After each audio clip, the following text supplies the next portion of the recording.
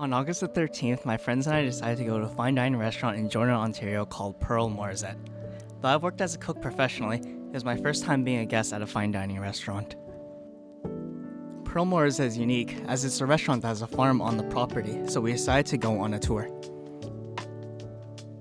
Though there's an additional charge of $20, it was worth every penny. Farmer Shane was extremely passionate about the concept of regenerative farming, growing local seasonal products in a sustainable way that is not only great for the environment, but also contributes to delicious products. On our tour, we were able to feed ducks and eat delicious vegetables that were pulled less than 10 seconds ago from the earth. It was an opportunity to learn how to appreciate where food comes from. It made me consider how absurd it is that we live in a reality where we can just grab any product at any time off the shelf at a supermarket, regardless of seasonality. What we as consumers often don't realize, though, is that we give up things for this convenience. We eat unsustainable Frankenstein-like food as a result, ingredients that really have no business being on our continent at a given time based on the season. These ingredients are kept alive by pesticides and GMOs, and they're harvested months earlier than normal, traveling across thousands of kilometers just to end up on our dinner table. This garden tour could have been a video itself, but I really just want to highlight how I learned just as much, if not more, on this tour than at dinner that night. When we arrived at the restaurant, we were promptly seated and the table was set. We added an additional juice course to our tasting menu for $54, which would act as non-alcoholic palate cleansers. The first juice presented was an apricot juice made of rosemary, thyme, and lemon thyme. Refreshing, light, summery, but not very sweet, this was one of the more enjoyable juices of the night. It was promptly paired with our first course of the dinner, cured river salmon served with cantaloupe, banana peppers, and basil oil. A very well executed dish, plating was nice, flavors were complex, and a great start to the meal. If I was nitpicking, only critique would be to serve it slightly colder, as it was outside in the middle of August. Still, a very good 9.5 out of 10, a highlight in the night's meal. Rather quickly for our second course, we were given a sourdough made with red fife and Mary Swidgen that came with a dip of mokum carrot, wild rice, and brown butter. The bread was warm and soft, fluffy and chewy, but at the end of the day, just bread. But the dip was amazing. Carrots were naturally sweet, and I really enjoyed the almost popcorn-like flavors and textures from the rice. Overall, a solid 9 out of 10. Third, we were given a simple plate of concassé cherry tomatoes that were served with a romesco-like sauce, white nectarines, and garnished with lemon verbena and orange thyme. Cherry tomatoes were naturally very sweet, but the white nectarines' acidity saved it from being an otherwise boring dish. I also felt like its placement in the menu was strange, as it was the last appetizer we received before entrees. Service at this point also felt a bit too fast-paced, 6.5 out of 10. We were then given our next juice course, a more herbaceous tea using sweet fennel blossom and chamomile, I believe. Not a big fan of this one, it seemed confused as to whether or not it wanted to be sweet.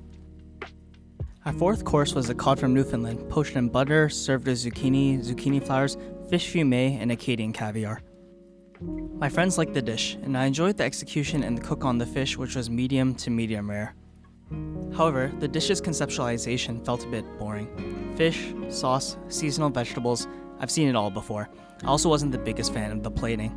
Overall, 7 out of 10. We received a surprise fifth course, which we were informed was new to the menu that night. Wax beans wrapped in thinly sliced rhubarb, served with a roasted eggplant puree.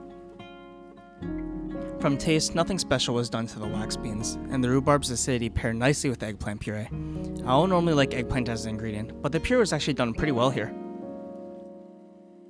Overall, however, the dish felt misplaced in the tasting, and left me feeling a bit cheated as a customer at this point, as I wasn't expecting to receive a vegetable dish in the entrees. A 6.5 out of 10, and one of the weaker dishes of the night. After that course, we received our third juice of the night, comprised of dill, tomato, and marigold. This was the only thing I consumed that night that I actually found unpleasant. It reminded me acutely of traditional Chinese Korean medicine called hanyak. PTSD ensued. At this point in the menu, I was dying for a heavier stick-to-ribs course, as thus far it was extremely light, and the last two courses left more to be desired. I was somewhat alleviated as they delivered the sixth course of guinea hen. Cooked over peach wood, served with turnip puree, flowers, and brown butter jus, the hen was cooked perfectly, almost as if it was sous vide, and then paired nicely with the puree and the jus. The piece of hen I received, however, wasn't the prettiest, as the skin appeared to be quite mangled. Another favorite among my friends, but I felt like it was just a very solid dish. Maybe because I was still looking for something heavier. 8 out of 10. Our fourth juice came at this point, and service was starting to get a lot slower, almost uncomfortably slow. The juice was made of lamb's ear sorrel, spinach, and peas. It was similar to a green detox juice and is my favorite juice of the night. While I was complaining about how I needed something heavier, the kitchen must have heard me. The 7th course was slow roasted buckling goat over the fire, served with cucumber, hackeré turnip puree, jus, and parsley oil. Maybe because I was dying for the heavy meal, but they nailed this one. Smoky, delicious, sauce was executed very well and creative. The dish of the night, 10 out of 10. I could have ate 3 portions of this, it was so good. We opted to pay $14 for an additional cheese course in which we received Alfred Le Fermier, a 2-year aged raw cow's milk from Quebec. Nutty and smooth, it almost reminded me of a soft Grana Padano. I'm not a cheese expert, but I recommend to skip this one, as my group agreed that any accompaniment in the form of fruit, crackers, or jam would have gone a long way. Service at this point seemed to grind to a halt, with our 8th course taking over 40 minutes to arrive at our table after clearing away the cheese. A red beet raspberry juice was given as our 5th and final juice of the night, but it was a bit too beet forward for me to truly appreciate as a dessert juice, though it did serve its purpose as a palate cleanser. Our 8th course was a blackberry sorbet with whipped shiso curd, fresh blackberries, garnished with a blackberry pâté sucre, and it was definitely worth the wait. All of the dish components were interesting and delicious, especially a great dish as each bite felt drastically different as components mixed and melted. Wish there was more whipped shiso curd, but otherwise 9.5 out of 10 and my favorite dessert of the night. Our 9th and final course of the night was a peach tart tartine with fennel pollen ice cream and brown butter caramel. It's extremely hard to mess up pie and ice cream, and this dish was no different. The peach pie tasted great, but fennel pollen felt a bit misplaced as ice cream flavor in this dish. I was also becoming acutely aware and kind of tired of the use of brown butter at this point, having seen it already in appetizer and entree.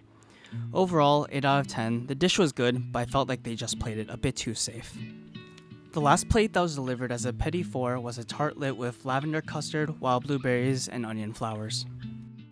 The tart shell felt slightly too small to hold all the ingredients, and I could have done with a bit more custard as it was that good. The blueberries were deliciously sweet and could have eaten like 4 of these. Overall, a very clean, simple way to end the meal, 8.5 out of 10. With a total bill of approximately $300 each after service, our meal was done. Pearl Morissette is a hot restaurant within the Greater Toronto area, especially as we anticipate the Michelin Guide arriving sometime this fall. I have heard anecdotally from other chefs in the industry that it is possibly the best restaurant in the country, even beating likes of Alo.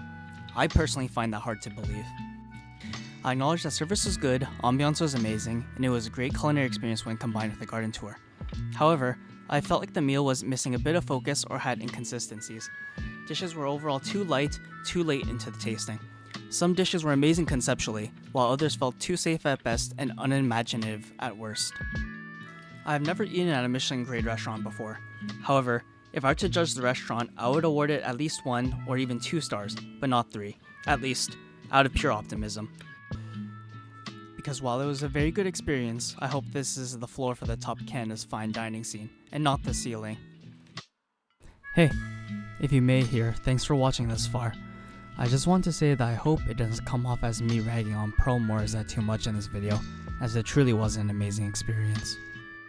By normal standards, everything was delicious, and far better than what any of us eat on a day-to-day basis. My criticisms are founded off working in fine dining over the years, and are really me pointing out any and all shortcomings I could find, no matter how small.